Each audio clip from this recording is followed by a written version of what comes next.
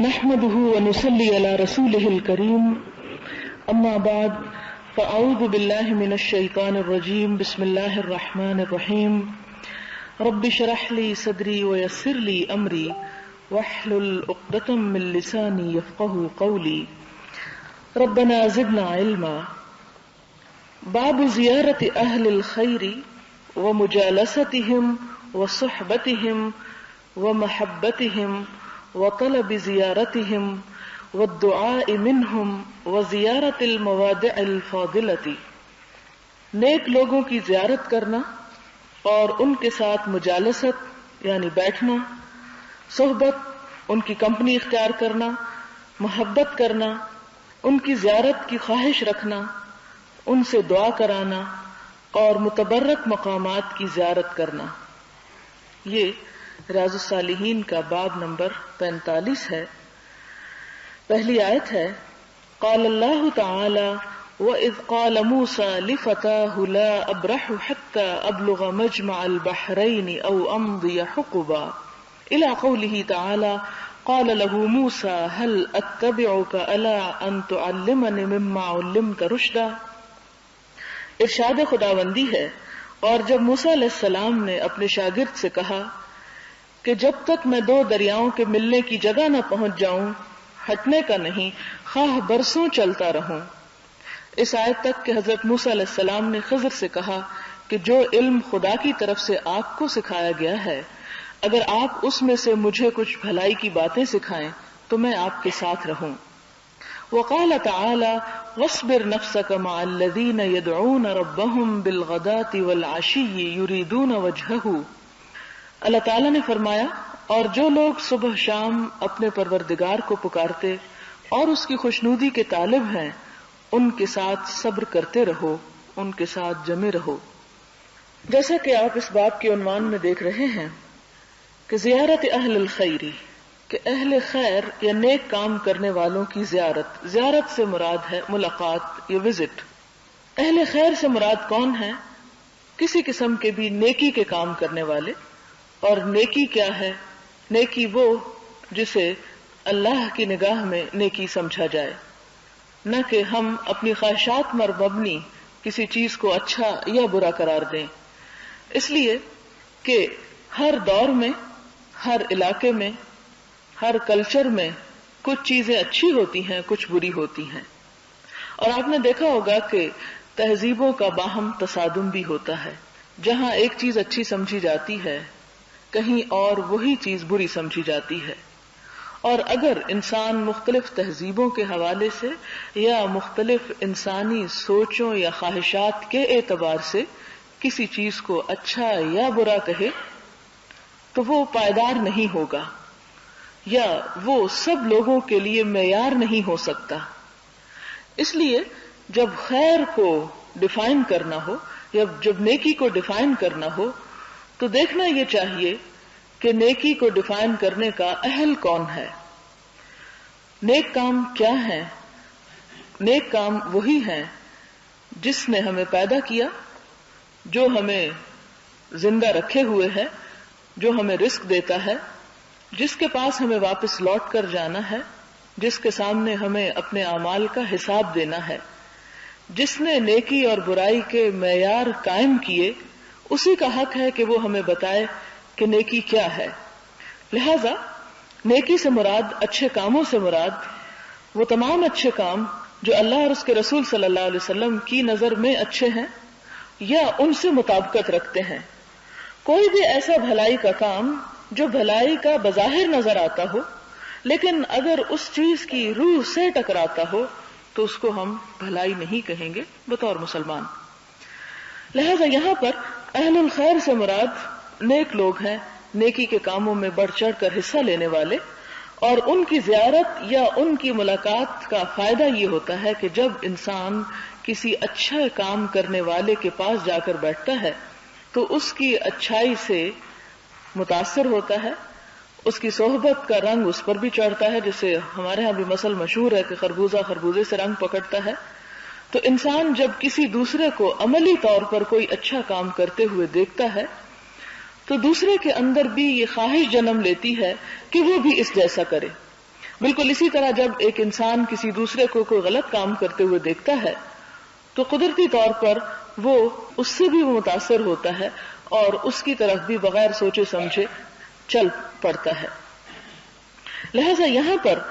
اس کام کی فضیلت کیوں بتائی گئی اور امام نووی نے یہ باب کیوں باندھا؟ اس لیے باندھا تاکہ نیکی کرنے والوں کا جذبہ نیکی اور خیرخواہی اور بھلائی نیک لوگوں کو دیکھ کر اور زیادہ مضبوط ہو سکے یا اسے رستہ مل سکے، کیونکہ خیر ہر انسان کے اندر ہے. اللہ تعالیٰ نے خود فرمایا فَأَلْهَمَهَا فُجُورَهَا وَتَقْوَاهَا کہ اللہ تعالیٰ نے اس کے اندر اس کا شر اور اس کی بھلائی، اس کا تقوی اور اس کا فجور دونوں الہام کر رکھے ہیں، اس کے اندر ڈال رکھے ہیں. اور آپ دیکھیں کہ جس طرح کسی زمین کے اندر کوئی بیج ڈالا جا چکا ہو لیکن وہ اسی وقت ایک پودے کی شکل اختیار کرتا ہے جب اسے مناسب ماحول میسر آتا ہے، جب مناسب پانی اور مناسب آب و ہوا اسے میسر آتی ہے. خواہ کوئی زمین کتنی ہی اچھی کیوں نہ ہو اور خواہ کوئی بیج کتنا ہی عمدہ کیوں نہ ہو، جب تک اس میں پانی نہ ڈالا جائے، جب تک وہ موسم اس کے موافق نہ ہو، اس وقت تک وہ پودا اگتا نہیں. اور بفرض محال اگر پودا اگ بھی جائے تو اس سے وہ پھل پھول نہیں برآمد ہو سکتے جو ایک صحیح ماحول کی وجہ سے برآمد ہو سکتے ہیں. لہذا ایک انسان جس کے نیچر میں اور جس کی فطرت میں اللہ تعالیٰ نے بھلائی رکھ دی ہے، اس بھلائی کو پنپنے کے لیے بھی ایک ماحول چاہیے ہوتا ہے، اور وہ ماحول انسان کو انسانوں ہی سے میسر آتا ہے. اس لیے کہ کتابوں میں تو بہت کچھ لکھا جا چکا ہے اور اللہ تعالیٰ کی سب سے سچی ترین کتاب قرآن پاک ہم میں سے ہر ایک کے پاس موجود ہے. ہم سب اس پر ایمان لاتے ہیں، ہم سب اس کو پڑھتے ہیں، لیکن جب اس کی عملی تفسیر کچھ لوگوں کے عمل کے اندر نظر آتی ہے تو انسان قدرتی طور پر اس عمل سے زیادہ سیکھتا ہے بنسبت صرف ایک کتاب کے سیکھنے سے. پھر اسی طرح حضور صلی اللہ علیہ وسلم کی آمد کے مقاصد میں سے ایک مقصد کیا تھا؟ قرآن پاک میں سورۃ آل عمران کی آیت نمبر 164 میں اللہ تعالیٰ فرماتے ہیں لَقَدْ مَنَّ اللَّهُ عَلَى الْمُؤْمِنِينَ إِذْ بَعَثَ فِيهِمْ رَسُولًا مِّنْ أَنفُسِهِمْ يَتْلُو عَلَيْهِمْ آيَاتِهِ وَيُزَكِّيهِمْ وَيُعَلِّمُهُمُ الْكِتَابَ وَالْحِكْمَةَ کہ اللہ تعالیٰ نے مومنوں پر بڑا احسان کیا جب انہی میں سے ایک رسول بھیجا جو ان پر اس کی آیات پڑھ کے سناتا ہے اور ان کا تزکیہ کرتا ہے. تو یہ تزکیہ جو ہے یا انسانوں کو انسانوں سے جو پاکیزگی اور روحانی قوت اور تزکیہ نصیب ہوتا ہے وہ صرف کتاب سے نہیں ہوتا. لہذا وَيُزَكِّيهِمْ آپ صلی اللہ علیہ وسلم کی نبوت کے فرائض میں سے ایک فرض یہ تھا کہ آپ لوگوں کا تزکیہ بھی کریں اور وَيُعَلِّمُهُمُ الْكِتَابَ وَالْحِكْمَةَ اور انہیں کتاب اور حکمت کی تعلیم دیں. تو تعلیم کے ساتھ تربیت جو ہے وہ انتہائی ضروری ہے، اور تربیت جو ہے اس کے لیے ماحول ضروری ہے، وہ صرف کتابوں سے نہیں ہوتی. اسی لیے وہ فارسی کی ایک مشہور مثل ہے کہ جائے استاذ خالیست کہ استاد کی جگہ خالی ہے، کہ خواہ کتابوں میں کتنی ہی علم و حکمت کی باتیں کیوں نہ لکھی ہوں لیکن کسی عالم کے پاس کچھ دیر گزارنا اور کسی اہل حکمت کے پاس اس کی صحبت اختیار کرنا کئی سال کے صرف کتابوں کے مطالعے سے بہتر ہے. کیونکہ نہ صرف یہ کہ انسان کو علم حاصل ہوتا ہے بلکہ اس کے ساتھ ساتھ ایک انکریجمنٹ، ایک حوصلہ اور ایک وہ فضا نصیب ہوتی ہے جو تنہا انسان کو نہیں ہوتی. لہذا اہل خیر یعنی نیکی کا جو بھی شخص کام کرنے والا ہو، جب انسان اس کی مجلس میں جا کے بیٹھتا ہے، اس کی صحبت اختیار کرتا ہے، اس سے محبت کرتا ہے، تو قدرتی طور پر وہ چیزیں اس کے اپنے اندر بھی اثر انداز ہوتی ہیں. وطلب زیارتہم یعنی ان کی زیارت کی خواہش رکھنی چاہیے اور ان سے دعائیں لینی چاہیے اور ایسی جگہوں پر جانے کی خاص طور پر کوشش کرنی چاہیے. پہلی آیت جو ہے اس میں حضرت موسیٰ علیہ السلام کی مثال دی گئی کہ موسیٰ علیہ السلام نے جب اپنے غلام یعنی اپنے شاگرد سے کہا جاتا ہے کہ ان کا نام یوشع بن ذنون تھا، روایت ہے ایک اسرائیلی،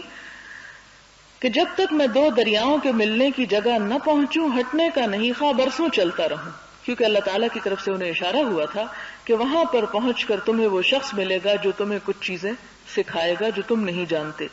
لہذا ان کا یہ چلنا اور ان کا یہ کہنا کہ میں سال ہر سال چلتا رہوں گا جب تک میں وہاں نہ پہنچ جاؤں، یعنی جب تک مجھے اپنی منزل نہ مل جائے، جب تک مجھے وہ مقصود میسر نہ آ جائے.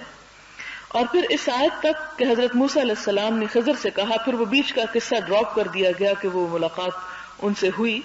اور جب ملاقات ہوئی تو حضرت موسیٰ علیہ السلام جو خود اللہ تعالیٰ کی طرف سے ایک نبی تھے اور حکم خداوندی کے مطابق ہی خضر علیہ السلام کے پاس گئے، تو ان سے کیا ریکویسٹ کرتے ہیں کہ هل اتبعک علی ان تعلمنی مما علمت رشدا، کیا میں آپ کی پیروی کروں، کیا میں آپ کے ساتھ رہوں، کیا آپ کو فالو کروں، اگر آپ مجھے کچھ بھلائی کی وہ باتیں سکھائیں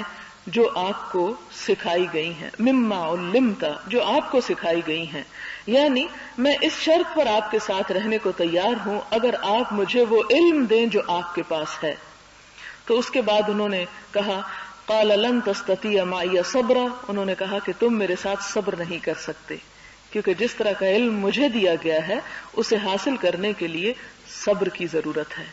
اور یہ ایک بہت بڑی حقیقت ہے کہ زندگی میں عمومی طور پر بھی کوئی چیز حاصل کرنے کے لیے صبر ضروری ہے، لیکن خاص طور پر علم کے معاملے میں. اور صبر کا اگر لغوی معنی یہاں پر لیا جائے تو اس کا معنی ہے جمے رہنا، کسی چیز پہ ٹھہرے رہنا، اور فوراً اگر مقصد حاصل نہیں ہو رہا یا وہ منزل نہیں مل رہی جو انسان چاہتا تو اسے ترک کر دینا بے صبری کی وجہ سے، اس کی طرف اشارہ ہے. تو اس پہ ہم دیکھتے ہیں وہ ایک طویل قصہ ہے. یہاں صرف کہنا یہ مقصود ہے کہ موسیٰ علیہ السلام کی طلب علم کی خواہش جو ہے اس کا اظہار کیا جا رہا ہے، اور ساتھ ہی یہ کہ وہ علم حاصل کرنے کے لیے اللہ کی طرف سے ایک اور انہیں نبی کہیں یا ان کی جو بھی حیثیت تھی، کیونکہ اللہ تعالیٰ ہی نے انہیں حکم دیا تھا. کیونکہ یہ یاد رہے کہ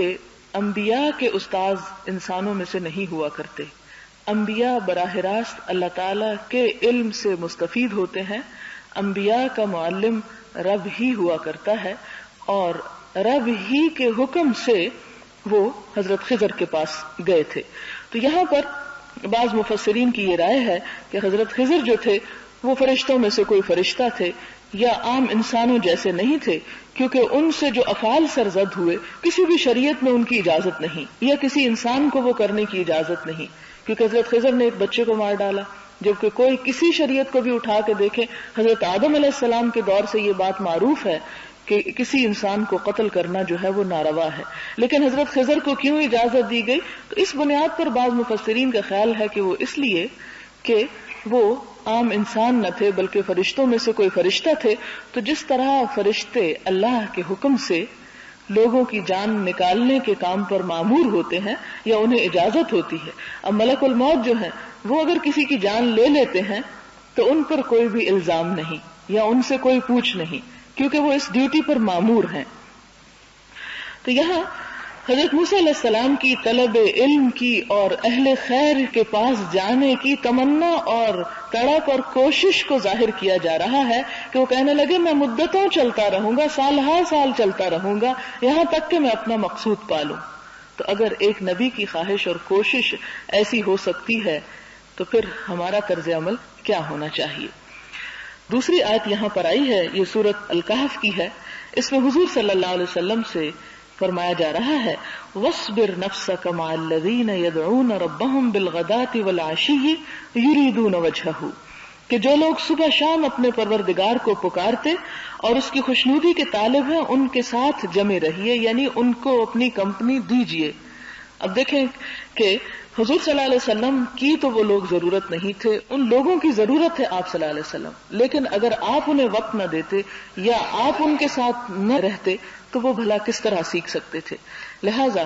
یہ صحابیت کا جو شرف لوگوں کو حاصل ہوا آپ صلی اللہ علیہ وسلم کے ساتھ اٹھنے بیٹھنے اور آپ سے تعلیم حاصل کرنے کا، وہ اسی بنیاد پر ہوا کہ اللہ تعالیٰ نے بطور خاص نبی صلی اللہ علیہ وسلم کو اس کا حکم دیا کہ وہ لوگوں کے ساتھ جمے رہیں اور لوگ ان کی صحبت سے فائدہ اٹھائیں. پہلی حدیث اس سلسلے کی ہے. وعن انس رضی اللہ عنہ قال قال ابو بکر لعمر رضی اللہ عنہما بعد وفاة رسول اللہ صلی اللہ علیہ وسلم انطلق بنا الى ام ایمن رضی اللہ عنہا نزورها فلما انتهيا الیها بکت فقال لها ما يبكيك اما تعلمين ان ما عند الله خير لرسول الله صلى الله عليه وسلم فقالت اني لا ابكي اني لأعلم ان ما عند الله تعالى خير لرسول الله صلى الله عليه وسلم ولكن ابكي ان الوحي قد انقطع من السماء فحيجتهما على البكاء فجعلا يبكيان معها رواہ مسلم۔ حضرت انس بیان کرتے ہیں کہ رسول اللہ صلی اللہ علیہ وسلم کی وفات کے بعد حضرت ابو بکر نے حضرت عمر رضی اللہ عنہما سے کہا کہ ہم حضرت ام ایمن کی زیارت کریں، جیسا کہ رسول اللہ صلی اللہ علیہ وسلم اس کی زیارت فرمایا کرتے تھے، یعنی ان کے پاس جایا کرتے تھے۔ پس جب ہم اس کے پاس پہنچے تو وہ رونے لگی۔ ان دونوں نے اس سے کہا کہ تو کیوں روتی ہے؟ کیا تو جانتی نہیں ہے کہ اللہ پاک کے ہاں رسول اللہ صلی اللہ علیہ وسلم کے لیے بہتر مقام ہے؟ اس نے کہا میں اس لیے نہیں روتی، کیا میں اس بات کو نہیں جانتی کہ جو مقام اللہ کے پاس رسول اللہ صلی اللہ علیہ وسلم کا ہے وہ بہتر ہے؟ لیکن میں تو اس لیے روتی ہوں کہ آسمان سے وحی کا آنا بند ہو گیا ہے۔ چنانچہ اس نے ان دونوں کو بھی رونے پہ آمادہ کر دیا اور وہ دونوں بھی اس کے ساتھ رونے لگ گئے۔ حضرت ام ایمن جیسا کہ آپ جانتے ہیں کہ حضور صلی اللہ علیہ وسلم کی والدہ کے بعد آپ کی ایک طرح سے مربیہ تھی، آپ کی تربیت کرنے والی تھی، اور جب آپ صلی اللہ علیہ وسلم اپنی والدہ کے ہمراہ اپنے والد کی قبر مبارک پر گئے تھے تو اس وقت حضرت ام ایمن ساتھ تھیں، اور واپسی پر جب ان کی والدہ کا بھی انتقال ہو گیا تو حضرت ام ایمن ہی ان کو واپس مکہ لائی تھی۔ تو گویا وہ ایک طرح سے آپ کی ماں کا درجہ رکھتی تھی، اور آپ صلی اللہ علیہ وسلم بھی ان سے بہت محبت کیا کرتے تھے۔ یہاں پر ہم دیکھتے ہیں کہ حضور صلی اللہ علیہ وسلم کی تابعداری کرتے ہوئے یا آپ کے نقش قدم پر چلتے ہوئے، کیونکہ اس وقت ایک بزرگ خاتون تھی، آپ کی اگر والدہ کے برابر ہوں، ظاہر ہے کہ آپ صلی اللہ علیہ وسلم کی وفات کے بعد وہ ایک ضعیف العمر خاتون ہو چکی تھی۔ تو جیسا کہ آپ جانتے ہیں کہ پیچھے آپ پڑھ بھی چکے ہیں کہ انسان کے لیے نیک کاموں میں سے بہترین نیکی کا کام یہ ہے کہ انسان اپنے والدین کے ساتھ صلہ رحمی کرے، اور اگر اپنے والدین زندہ نہ ہوں تو اپنے والدین کے دوستوں کے ساتھ۔ اسی حکم کے تابع حضور صلی اللہ علیہ وسلم حضرت ام ایمن کی زیارت کیا کرتے تھے، ان کا احترام کیا کرتے تھے، ان سے باقاعدہ ملنے کے لیے جایا کرتے تھے۔ یہاں سے آپ اس بات کا بھی اندازہ لگا سکتے ہیں کہ حضور صلی اللہ علیہ وسلم اتنے بڑے مقام پر ہوتے ہوئے کہ ایک طرف نبوت کی ذمہ داریاں ہیں اور دوسری طرف لوگوں کو سکھانے کی ذمہ داریاں ہیں اور تیسری طرف ہر سال غزوات میں شریک ہونے کی ذمہ داری ہے، اور پھر مدینہ کے اندر جب یعنی مکہ سے آ بھی چکے تو بیش بہا ذمہ داریاں ریاست کے کاموں کی ہیں آپ کے کندھوں پر۔ ان سب چیزوں کے باوجود آپ دیکھیں کہ انسانی رشتوں کی کس قدردانی آپ صلی اللہ علیہ وسلم نے کی کہ وہ عمر میں بڑی ہوں گی، خود آ نہیں سکتی ہوں گی، تو آپ صلی اللہ علیہ وسلم خاص طور پر ان سے خود ملنے کے لیے تشریف لے جایا کرتے تھے۔ تو جس سے پتہ چلتا ہے کہ اپنے سے مرتبے میں جو بڑے ہوں، خواہ انسان کسی بھی مقام پر کیوں نہ پہنچ جائے، اپنے والدین اس کے لیے والدین ہی رہتے ہیں، اور عمر میں بڑے لوگ جن کا احترام کیا جانا لازم ہے۔ تو اسلامی اخلاق اور تعلیم ہم سے یہ تقاضا کرتی ہے کہ ان کا احترام کیا جائے، خواہ وہ عمر میں یا معاشی مرتبے میں یا کسی سٹیٹس میں کوئی بھی مقام نہ رکھتے ہوں، لیکن ایسا کرنا جو ہے وہ اللہ تعالیٰ کو محبوب ہے۔ اور جیسا کہ آپ جانتے ہیں کہ آپ صلی اللہ علیہ وسلم ایک دفعہ ایک جعرانہ مقام پر گوشت بانٹ رہے تھے، اتنے میں ایک خاتون آئی کہ آپ صلی اللہ علیہ وسلم نے اپنا سب کام چھوڑ دیا، اپنی چادر اتار کر یعنی کندھے سے وہ بچھائی، اور ایک بوڑھی سی خاتون ان کو کہا کہ آپ یہاں تشریف رکھیں۔ صحابہ کرام کو تھوڑی حیرانی بھی ہوئی کہ آپ صلی اللہ علیہ وسلم یہ کیا کر رہے ہیں کہ ایک کام چھوڑ کر اور ایک عورت کے لیے آپ نے چادر بچھا دی، کیونکہ ان کے ہاں تو عورت کی عزت یا احترام کا کوئی سوال ہی پیدا نہیں ہوتا تھا، یا ان کے مرتبے سے کمتر چیز تھی۔ جیسا کہ ایک اور جگہ پر حضرت عمر کا قول آتا ہے کہ ہم عورتوں کو یا عورتوں کی رائے کو کوئی اہمیت نہیں دیا کرتے تھے۔ تو ایک دفعہ ان کی بیوی نے جب ان کے ساتھ ذرا سخت لہجے میں بات کی تو کہتے ہیں کہ میں اپنی بیوی کو ناراض ہونے لگا کہ تم ایسے کیوں بول رہی ہو،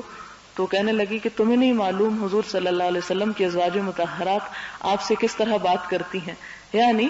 اس میں ہر وقت بہت زیادہ احترام نہیں ہوتا. ایک شوہر اور بیوی کے درمیان جس قسم کی گفتگو ہو سکتی ہے، بعضوں کا تلخی بھی ہو جاتی ہے، بعضوں کا آوازیں اونچی بھی ہو جاتی ہیں، تو اس پر وہ ایک دم غصے میں آگے اور کہنے لگے کہ اپنی بیٹی کی طرف اشارہ کر کے، حفصہ کی طرف، کہ برباد ہو گئی وہ کہ اگر وہ بھی یہ کام کرتی ہے کہ وہ حضور صلی اللہ علیہ وسلم کے سامنے اونچی آواز سے بات کرتی ہے. تو یہاں پر ہم دیکھتے ہیں کہ عرب معاشرے کے اندر عورت کی کوئی ویلیو نہ تھی، اس کی کوئی قدردانی نہ تھی. تو حضور صلی اللہ علیہ وسلم کا ایک بوڑھی عورت کے لیے اپنا کام روک دینا اور اپنی چادر بچھا کے عزت کے ان ساتھ ان کو بٹھانا، یہ غیر معمولی واقعہ تھا. تو اس وقت بھی آپ نے بتایا کہ وہ ان کی والدہ تھی، یا شاید ایک روایت میں حضرت ام ایمن ہی کا ذکر آتا ہے کہ وہ ان کی رضائی ماں تھی، یا کوئی ایسی خاتون تھی جو ان کی ماں کے درجے میں آتی تھی، کیونکہ آپ کی اپنی والدہ تو بچپن ہی فوت ہو چکی تھی. اور خاص طور پر ماں کے حقوق کی طرف اشارہ کرتے ہوئے حضور صلی اللہ علیہ وسلم نے فرمایا کہ اللہ تعالیٰ نے تمہیں ماؤں کی نافرمانی کو حرام قرار دیا ہے، یعنی باپ کا ذکر ہی نہیں یہاں. اور جب ایک شخص آ کر پوچھتا ہے کہ سب سے زیادہ احسن سلوک کا مستحق کون ہے، تو آپ فرماتے ہیں کہ تمہاری ماں، تمہاری ماں، تمہاری ماں، اور چوتھے درجے پہ پھر باپ کا ذکر آتا ہے. تو یہ آپ صلی اللہ علیہ وسلم حضرت ام ایمن کی زیارت کرتے تھے، لہٰذا آپ کے طریقے پہ چلتے ہوئے آپ کے خلفائے راشدین جو تھے حضرت ابوبکر اور حضرت عمر رضی اللہ تعالیٰ عنہما، انہوں نے کہا کہ ہم بھی وہی کام کریں، یعنی ایک ایک چیز میں وہ آپ کی سنت کو فالو کرنے کی تڑپ اور طلب رکھتے تھے. تو وہ دونوں چل پڑے اور جا کے جب وہاں پہنچے تو ظاہر ہے کہ حضور صلی اللہ علیہ وسلم کا ذکر ہوا تو وہ انہیں دیکھ کر رونے لگی. ان دونوں نے کہا کہ تم کیوں روتی ہو، کیا تمہیں پتہ نہیں؟ یعنی ایک طرف سے دوسرے کو تسلی دینے کے لیے، حالانکہ ان کے اپنے دل کا حال بھی غیر تھا، لیکن ان کو تسلی دینے کے لیے کہ تمہیں پتہ ہے کہ اللہ کے رسول صلی اللہ علیہ وسلم اگر دنیا میں موجود نہیں تو جہاں پر وہ اس وقت ہیں وہ دنیا سے بھی کہیں زیادہ بہتر حالت میں ہیں. کہنے لگی نہیں، اس بات کو تو مجھے بھی پتہ ہے، لیکن بات یہ ہے کہ اب اللہ تعالیٰ کی طرف سے وحی کا سلسلہ بند ہو گیا ہے دنیا والوں پر قیامت تک کے لیے، لہذا اس بات نے مجھے رلا دیا ہے. اور پھر اس کا یہ کہنا تھا تو حضرت ابوبکر اور حضرت عمر بھی دونوں رونے لگے اور اس بات کی شدت کو محسوس کرنے لگے. اور یہاں پر یہ حدیث اس لیے اس جگہ پر لائی گئی ہے کہ اللہ تعالیٰ کی طرف سے وہ محبتوں کا مرکز اور وہ اتباع کا نمونہ، یعنی حضور اکرم صلی اللہ علیہ وسلم آج ان کے درمیان موجود نہیں تھے تو ان کی کمی کو محسوس کر رہے تھے کہ اگر وہ ہوتے تو وہ ہمارے درمیان ہوتے اور ہم ان سے مزید کچھ سیکھ سکتے اور مزید کچھ جان سکتے. تو آپ دیکھیں کہ وہ ام ایمن کی زیارت کو گئے ہیں ان کی بزرگی کی وجہ سے، اور ام ایمن اپنے مقام پر حضور صلی اللہ علیہ وسلم کی کمی کو محسوس کر رہی ہیں کہ آپ نہیں ہیں تو ہم اب اور کچھ مزید سیکھ نہیں سکتے. وہ اصل ہدایت کا سرچشمہ اگرچہ وہ مکمل ہو چکی تھی، لیکن ان کی ایک حرص باقی تھی کہ اگر آج اللہ کے رسول صلی اللہ علیہ وسلم ہوتے تو ہمیں وحی کے ذریعے جو نئی نئی باتیں روز بروز پتہ چلتی تھی وہ پتہ چلتی رہتی. اور اس بات کا اندازہ آپ اس شخص سے کر سکتے ہیں کہ جس کے اندر نئی نئی باتیں سیکھنے کا شوق ہو، اور خاص طور پر وہ باتیں جو انسان اپنی کوشش سے کہیں سے بھی نہ جان سکتا ہو اور وہ صرف اور صرف ان کا انحصار وہی پر ہو. تو آپ اس معاشرے کا ایک اندازہ کر سکتے ہیں کہ کس طرح ہر روز جب انہیں ہر روز یا ہر کچھ عرصے کے بعد ایک نیا حکم، ایک نئی چیز ملتی ہوگی تو وہ ایک قدرتی طور پر ایک انتظار میں رہتے ہوں گے کہ اب بھلا دیکھیں اس موقع پہ اللہ تعالیٰ کا حکم کیا آتا ہے. تو پورے معاشرے کے اندر ایسی علمی سرگرمی تھی کہ جس میں بچے، جس میں بوڑھے، جس میں جوان، جس میں عورتیں، سب کے سب شامل تھے. آپ دیکھیں کہ ام ایمن ایک بوڑھی خاتون ہے اور معاشرے میں عام طور پر یہ مادی حیثیت سے، مالی حیثیت سے ان کا کوئی مقام و مرتبہ نہیں ہے، لیکن اس درجے کی خاتون بھی کس بات کے لیے رو رہی ہے کہ وحی کا آنا بند ہو گیا ہے. رونے کی وجہ دیکھیں. ہمارے ہاں تو بڑی بوڑھیوں کو رونے کے لیے اور بہت سے واقعات یا اور چیزیں، اپنے قصے کہانیاں یاد کر کے روتی رہتی ہیں، لیکن یہاں پر آپ دیکھیں کہ اسلام نے ایک بزرگ اور ایسے عام درجے کی خاتون کا بھی آئی کیو لیول یا اس کا جو ذہنی وسعت ہے اس کو کتنا بڑھا دیا کہ وہ کتنی بڑی بڑی فلسفیانہ باتیں بیٹھ کے کر رہی ہے. اور خلیفہ وقت جو ہیں ابو بکر اور حضور صلی اللہ علیہ وسلم کے ساتھی حضرت عمر رضی اللہ تعالی عنہما، وہ دونوں اس کی اس بات سے متاثر ہو کر پھر رونے بھی لگتے ہیں یعنی جو دلوں کے اتنے مضبوط ہیں اور اتنے بہادر ہیں اور اتنے بڑے بڑے کام کرنے والے ہیں، وہ ایک خاتون کی اس بات سے ان کا دل بھی پسیج جاتا ہے اور وہ بھی اپنے حبیب محمد صلی اللہ علیہ وسلم کو یاد کر کے رونے لگتے ہیں۔ اگلی حدیث ہے وعن ابی ہریرہ رضی اللہ عنہ عن النبی صلی اللہ علیہ وسلم ان رجلا زار اخا له في قرية اخرى فارصد الله تعالى على مدرجته ملكا فلما اتى عليه قال اين تريد؟ قال اريد اخا لي في هذه القرية قال هل لك عليه من نعمة تربها عليه؟ قال لا غير اني احببته في الله تعالى قال فإني رسول الله إليك بأن الله قد أحبك كما أحببته فيه رواہ مسلم۔ حضرت ابو ہریرہ نبی صلی اللہ علیہ وسلم سے روایت کرتے ہیں کہ ایک آدمی نے اپنے بھائی کی زیارت کے لیے جو دوسری بستی میں رہتا تھا ارادہ کیا، بس اللہ پاک نے اس کے راستے میں ایک فرشتے کا تعین کیا۔ جب وہ فرشتے کے پاس سے گزرا تو اس نے پوچھا تو کدھر جانا چاہتا ہے؟ اس نے کہا اس بستی میں اپنے بھائی کی ملاقات کرنا چاہتا ہوں۔ فرشتے نے کہا کیا تیرا اس پر کچھ احسان ہے جس کا تو یعنی بدلہ دینے جا رہا ہے کہ تو اس میں اضافہ کرنا چاہتا ہے؟ اس نے کہا نہیں، صرف اتنی بات ہے کہ میں خدا کے واسطے اس سے محبت کرتا ہوں۔ فرشتے نے کہا میں تیرے پاس اللہ تعالیٰ کا پیغام لے کر آیا ہوں کہ اللہ پاک تجھ کو محبوب جانتا ہے جیسا کہ تو خدا کے واسطے اس کو محبوب جانتا ہے۔ مسلم کی روایت ہے، حضرت ابو ہریرہ سے ہے کہ ایک شخص اپنے کسی دوست کو دوسری بستی میں ملنے کے لیے جا رہا تھا تو راستے میں اللہ تعالیٰ نے ایک فرشتے کو بھیجا، انسانی شکل میں بھیجا ہوگا، اور جب وہ اس کے سامنے آیا تو پوچھا کہاں جا رہے ہو؟ جیسے انسان راستے میں جا رہا اور راستے میں کوئی اور شخص ملے تو اس سے پوچھے، تو ایک بڑا نارمل نیچرل انداز میں اس سے پوچھا کہاں جا رہے ہو؟ اس نے کہا میں اپنے ایک بھائی کی ملاقات کو جا رہا ہوں۔ فرشتے نے کہا کس لیے، کیا ملاقات کی غرض کیا ہے؟ یعنی کوئی تجارت ہے، کوئی کاروبار ہے، کوئی دنیا کا مقصد ہے، کوئی اور غرض و غایت ہے؟ کیا تیرا اس پر کچھ احسان ہے؟ یعنی کیا تیرا اس کے اوپر کچھ احسان ہے کہ تو اس میں اضافہ کرنا چاہتا ہے؟ اس نے کہا نہیں، صرف اتنی بات ہے کہ میں خدا کے لیے اس سے محبت کرتا ہوں۔ فرشتے نے کہا تیرے پاس اللہ کا پیغام لے کر آیا ہوں کہ اللہ پاک تجھ سے محبت کرتا ہے کیونکہ تو صرف خدا کے لیے اس سے محبت کرتا ہے، یعنی وہ محبت جس میں دنیا کا کوئی لالچ اور کوئی غرض اور کوئی مقصد نہ ہو، صرف اللہ کی خاطر ہو وہ محبت۔ اس میں یہاں تو صرف اس ایک حدیث کا ذکر کیا گیا، اس کے علاوہ دوسری احادیث اس کی مزید وضاحت کرتی ہیں، جس میں حضور صلی اللہ علیہ وسلم فرماتے ہیں کہ اللہ تعالیٰ نے فرمایا کہ میری محبت واجب ہو گئی ان لوگوں کے لیے جو میری خاطر آپس میں ایک دوسرے سے محبت رکھتے ہیں، میری خاطر آپس میں ایک دوسرے کی زیارت کرتے ہیں، یعنی ملاقات کرتے ہیں، میری خاطر ایک دوسرے پر اپنا مال خرچ کرتے ہیں۔ ایک اور جگہ پر آتا ہے اللہ تعالیٰ قیامت کے دن فرمائیں گے کہ این المتحابون فیہ، کہاں ہیں وہ لوگ جو میری خاطر محبت کرتے تھے، یعنی دنیا میں میرے لیے آپس میں ملتے تھے، دنیاوی اعتبار سے انہیں کوئی غرض نہ تھی ملنے کی۔ الیوم اذلہم یوم لا ظل الا ظلی، آج میں انہیں اپنے سائے تلے جگہ دوں جبکہ میرے سائے کے سوا اس میدان میں کوئی سایہ نہیں، یعنی حشر کے میدان میں اللہ تعالیٰ انہیں اپنی خاص رحمت کے سائے تلے جگہ دے گا۔ کون ہیں وہ؟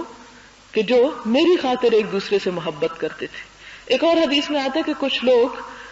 قیامت کے دن عرش الہی کے سائے تلے موتیوں کے ممبروں پر بیٹھے ہوں گے، یعنی اس ایک حدیث میں تو آیا نا کہ اللہ کے سائے تلے ہوں گے، اور دوسرے میں آیا کہ وہاں پر بہترین مسندیں ہوں گی ان کے لیے جس پر وہ آرام کر رہے ہوں گے، جبکہ باقی مخلوق مصیبت کے مارے طرح طرح سے تکلیفوں میں مبتلا ہوگی۔ تو اس پر انبیاء اور شہداء ان پر رش کریں گے کہ کون ہیں یہ، تو انہیں بتایا جائے گا کہ یہ وہ لوگ ہیں جو اللہ کی خاطر ایک دوسرے سے محبت کرتے تھے، یعنی ہے دوستی لیکن چونکہ اللہ کی خاطر ہے اس لیے اس کا بہت بڑا مرتبہ ہے۔ اب سوال یہ پیدا ہوتا ہے کہ وہ دوستی ہوتی کون سی ہے جو اللہ کی خاطر ہو، اس کی علامات کیا ہیں؟ کیا ہم صرف ڈکلیئر کر دیں کہ میری اور آپ کی دوستی اللہ کی خاطر اور وہ ایسے ہی ہو جائے؟ نہیں، صرف زبانی کہنے کی بات نہیں۔ دوستی پہلے نمبر پر تو یہ کہ دل کے محسوسات کا نام ہے، کہ دل کی محبت کا نام ہے۔ دوسری بات یہ کہ انسان جس سے یہ دعویٰ کرتا ہو کہ میری دوستی اس سے اللہ کی خاطر ہے، پھر وہ اس کے ساتھ بیٹھ کر اس کی کمپنی میں، اس کی صحبت میں اور باتوں کی بنسبت اللہ کو زیادہ یاد کرنے والا ہو. یہ نہ ہو کہ ہم کہیں کہ میری فلاں سے دوستی اللہ کے لیے، اور جب مل کے بیٹھیں تو زمانے بھر کی غیبت کر لیں اور دنیا بھر کی ادھر ادھر کی باتیں کریں، اور جب اٹھیں تو کہیں ہماری دوستی اللہ کے لیے. یہ دوستی کسی بھی طرح اللہ کے لیے نہیں ہے. اللہ کے لیے دوستی کا مطلب یہ ہے کہ انسان ایک دوسرے کا بے لوث خیر خواہ ہو، کوئی دنیا کی غرض و غایت اور لالچ اس میں نہ ہو کہ اس سے دوستی کر کے اس سے یہ کام نکلوایا جائے. اور دوسری بات یہ کہ وہ اللہ کے دین کو یا اللہ کی محبت کو وہاں پر موجود پائے. یعنی ان دونوں کی دوستی ایک دوسرے کی ذات کی پوجا نہ ہو، ایک دوسرے کی ذات کی طلب نہ ہو، بلکہ اس کمپنی میں، اس صحبت میں، اس ملاقات میں جب وہ ملے تو اللہ کی محبت میں اور اضافہ ہو، ایک دوسرے کے ساتھ خیر خواہی ہو، ایک دوسرے کے لیے بھلائی کے جذبات ہوں، ایک دوسرے کو اچھا مشورہ دیا جائے، ایک دوسرے کی صحیح رہنمائی کی جائے. رہی وہ دوستی کہ جس میں ایسے جذبات موجود نہ ہوں جو صرف وقتی اور سطحی جذبات کے تحت ہو اور جو چند دن کی ہو اور کسی خاص مقصد کے لیے ہو، تو وہ تو پھر دنیا میں بھی باقی نہیں رہتی. کہاں یہ کہ پھر وہ مرنے کے بعد بھی رہے. اللہ کے لیے جو دوستی ہوتی ہے وہ مرنے کے بعد بھی جاری رہتی ہے. مرنے کے بعد بھی انسان اپنے ایسے دوستوں کو نہیں بھلاتا، انہیں اپنی دعاؤں میں، اپنے صدقہ خیرات میں، اپنی نیکیوں میں انہیں یاد کرتا ہے. جس طرح آپ دیکھیں کہ حضور صلی اللہ علیہ وسلم حضرت خدیجہ کی وفات کے بعد جب کوئی بکری ذبح کرتے یا جب کوئی گوشت تقسیم کرتے تو آپ گن گن کر آپ کی سہیلیوں کے گھروں میں بھیجا کرتے تھے. یہ کس لیے تھی؟ اس لیے کہ حضرت خدیجہ کی محبت کی وجہ سے ان لوگوں کے ساتھ بھی آپ خیر خواہی اور بھلائی کرتے تھے جن کا حضرت خدیجہ سے کوئی تعلق تھا. تو یہ ہے وہ دوستی، یہ وہ محبت کہ جو اللہ کے لیے ہوتی ہے. وہ صرف وقتی طور پر نہیں ہوتی کہ جب تک انسان دنیا میں ہے اگر دوسرے سے انسان کو فائدہ پہنچ رہا ہے تو فائدہ پہنچائے، اور اگر فائدہ نہیں پہنچ رہا تو ایک طرف ہو کے بیٹھ جائے. نہیں، جہاں انسان کو ایسا تعلق ہو کہ جس کی وجہ سے انسان کسی خیر اور کسی بھلائی پر جمع ہو تو وہ تعلق دراصل پائیدار تعلق ہوتا ہے اور اسی میں انسان کی بھلائی ہے. ادروائز دوسرے تعلق میں تو آپ دیکھیں کہ کیا ہوتا ہے کہ قیامت کے دن دوست دوستوں کے دشمن بن جائیں گے. جیسے کہ قرآن پاک میں آتا ہے کہ الاخلاء یومئذ بعضهم لبعض عدو الا المتقون، کہ دوست دوستوں کے دشمن ہو جائیں گے سوائے متقی لوگوں کے، کہ جو نیک لوگ ہوں گے، اچھے خیالات اور اچھے اعمال پر جمع ہوں گے اور ایک دوسرے کے مددگار ہوں گے. قیامت کے دن وہی وہاں پر مددگار ہوں گے. جیسے وہ ایک روایت میں آتا ہے، مجھے اس کی صحیح اوتھینٹسٹی معلوم نہیں، سنا تھا کہیں سے اس واقعے کو تو بڑا اچھا لگا، آپ کو بھی سنا دیتی ہوں. کہ قیامت کے دن ایک انسان کے نامہ اعمال میں ایک چھوٹی سی نیکی کی کمی ہوگی جس کی وجہ سے وہ جنت میں جا نہ پائے گا. وہ اپنے والدین، اپنے رشتہ داروں، عزیزوں کے پاس جائے گا، سب اس سے منہ موڑ جائیں گے، کوئی اس کی طرف دیکھے گا بھی نہیں. آخر وہ ایک ایسے شخص کے پاس جائے گا کہ جس سے اس کی محبت صرف اللہ کے لیے تھی یا صرف ایک اچھے جذبات کے ساتھ وہ اس کی قدردانی کرتا تھا، تو وہ اپنے اعمال میں سے ایک نیکی اس شخص کو دے دے گا. معلوم نہیں یہ بات درست ہے یا نہیں، لیکن اس سے بھی ایک ثابت یہ ہوتا ہے کہ انسان اگر نیک لوگوں کے پاس اٹھتا بیٹھتا ہے تو ان سے نہ صرف یہ کہ دنیا میں انسان کو پورا سکون اور اعتماد اور بے فکری ہوتی ہے اور اس بات کے خوف سے انسان خالی ہوتا ہے کہ میں ان کے ساتھ جس طرح کا بھی معاملہ کروں وہ مجھے رسوا نہیں کریں گے، تو آخرت میں بھی یہی دوستی انسان کے کام آئے گی. ادروائز یہ ہے کہ دنیا کی دوستی کا حال دیکھیں کہ جب اکٹھے ہوتے ہیں تو ایک دوسرے کی تعریفیں اور ایک دوسرے سے محبت کے دعوے، اور جب جدا ہوں تو ایک دوسرے کے پیچھے سے جڑیں کاٹنے والے. تو یہ اغراض کی خاطر دوستی جو ہے نہ صرف یہ کہ دنیا میں نقصان دہ ہے بلکہ آخرت میں. تو یہاں پر آپ دیکھیں کہ فرشتے کے ذریعے اللہ تعالیٰ نے اس شخص کو میسج دیا کہ اللہ تعالیٰ بھی تم سے محبت رکھتے ہیں جس طرح تم فلاں شخص کو صرف اللہ کی خاطر. اللہ کی خاطر سے مراد یہ کہ اللہ سے جزا پانے کے لیے اللہ تعالیٰ انسان سے چاہتا بھی یہ ہے کہ جو بھلائی بھی وہ کسی کے ساتھ کرے اسے اللہ ہی کے لیے کرے اور اس کی جزا اللہ ہی سے پائے، اس سے جزا کی توقع نہ رکھے. اس میں دراصل انسان ہی کا بھلا سوچا گیا، کیونکہ انسان جب کسی انسان سے اس لیے بھلائی کرتا ہے کہ میں یہاں بھلائی کر رہا ہوں، مجھے یہاں سے کچھ ملنا چاہیے، تو انسان ہے. جس طرح اللہ تعالیٰ انسانوں کے بارے میں فرماتے ہیں کہ یا ایھا الناس انتم الفقراء الی اللہ جمیعا، کہ اے لوگو تم سب کے سب اللہ کے سامنے محتاج ہو، سب کے سب جمیعا، کسی کو بھی نہیں چھوڑا. تو انسان تو سب محتاج ہیں. جب انسان خود محتاج ہے تو وہ دوسرے کی کس حد تک مدد کر سکتے ہیں، دوسرے کی ضروریات کس حد تک پوری کر سکتے ہیں. انسان تو اس سے بھی عاجز ہے کہ اپنی ساری ضروریات پوری کر لے، تو کجا یہ کہ وہ ہمیشہ دوسرے کی توقعات کو پورا کرے. جب ہم کسی سے دوستی توقعات رکھ کے کرتے ہیں تو اس کا نقصان کیا ہوتا ہے کہ انسان ہونے کے ناطے کمزور ہے، توقعات پورا نہیں کرتا، پھر ہمارا دل ٹوٹ جاتا ہے، پھر ہم ڈپریشن کا شکار ہو جاتے ہیں کہ دیکھو جی فلاں کے ساتھ ہم نے تو اتنی بھلائی کی، اتنی خیر خواہی کی، اتنا اس کے کام آئے، اس کو یہ اور یہ مدد کی، اور آج ہمیں تھوڑی سی مدد کی ضرورت تھی تو اس نے منہ موڑ لیا. حالانکہ ضروری نہیں کہ وہ منہ موڑنا اس کا جان بوجھ کے ہو سکتا ہے کہ وہ خود وہ مدد نہ کر سکتا ہو، لیکن یہ آخرت کا اتنا بڑا اجر اور اتنا بڑا صلہ کہ وہ لوگ انبیاء اور شہداء ان پر رشک کریں گے ان کی نیکیوں کی وجہ سے کہ اتنے اچھے مقام پہ بٹھائے گئے، صرف اسی وجہ سے ہے کہ دنیا میں وہ لوگ بے لوث اور بے غرض ہو کر دوسروں سے میل ملاقات رکھتے تھے. اور اگر ان کی پیچھے نیت یہ ہو کہ میں اس لیے اس سے مل رہا ہوں کہ جب مجھے کوئی مشکل پیش آئے تو اسے لازمی میری مدد کرنی چاہیے، اور اگر وہ مدد نہ کرے تو اس کو چھوڑ کے کہیں اور چلا جائے، تو یہ طرز عمل اخلاق اور کرم اور مروت پر مبنی نہیں ہے. اسلام اسے کنڈیم کرتا ہے.